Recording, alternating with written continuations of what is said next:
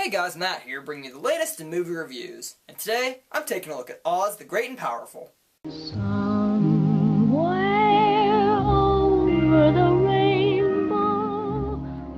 So who's in this movie? Well, it's got Harry Osborn, Jackie Burkhart, Marilyn Monroe, JD from Scrubs, and Ramona Quimby. What's it about? Well, it's a prequel to The Wizard of Oz, and our story takes place in Kansas 20 years before that story. There, we meet our protagonist, Oscar Diggs, aka Oz, a con man working as a magician who lives every day lying and scamming to his next dollar. I like him already. But while escaping from an angry strongman in a hot air balloon, Oscar gets sucked up into a tornado and arrives in the land of Oz. So a tornado is the only way to get to Oz. Isn't there like a shuttle bus or something people can take? Upon arriving there, Oscar meets a witch named Theodora, played by Mila Kunis, who pretty much instantly falls in love with him. I'm in love with you, Oscar, and we're going to live the rest of our lives together. Shut up, Meg.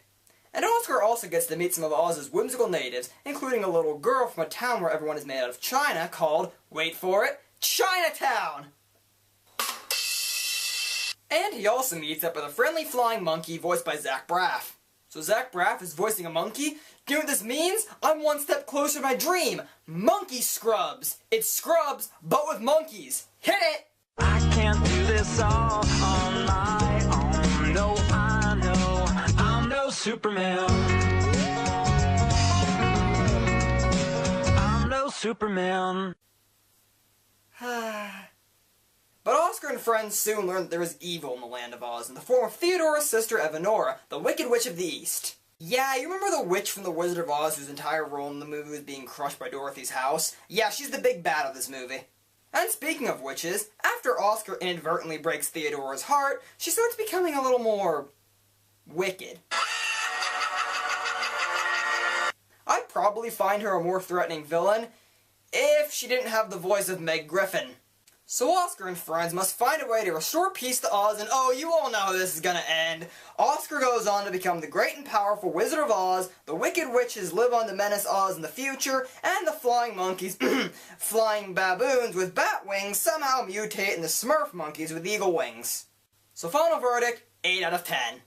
Parts of this movie feel a bit contrived sometimes, like Oscar constantly lying to everybody to keep up the facade that he's actually a great and powerful wizard, but the movie creates such a fun and whimsical atmosphere that I think it kind of makes up for it. It's pretty much one big tribute to the original Wizard of Oz film, with constant shout-outs, nods, and foreshadowing to the original film.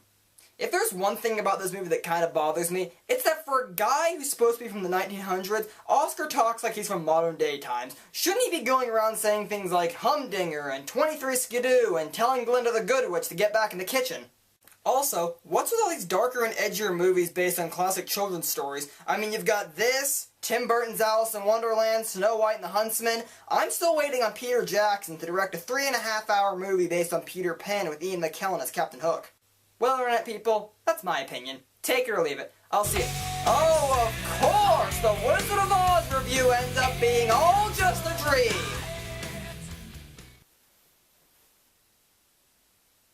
You know, you have a lot of dreams while you're reviewing something. Have you ever considered that your life might actually be that boring? Aren't you supposed to be over there? Well, I can appear wherever I want. It's not a rule I have to appear over there. Oh, so, when am I gonna wake up from this stream? Oh, Matt, you could have woken up any time you wanted to. What? All you need to do is click your heels 3 times and say there's no place like home. Okay. There's no place like home. There's no place like home. There's no place like home. Nothing happened. Yeah, I just wanted to see if you'd do it. Dreamcaster? Ah! Oh, good. You're awake. Rorschach? What happened? There was a tornado in the house. You got knocked out. Oh, okay. Why is everything all black and white? Oh, the color switch is broken.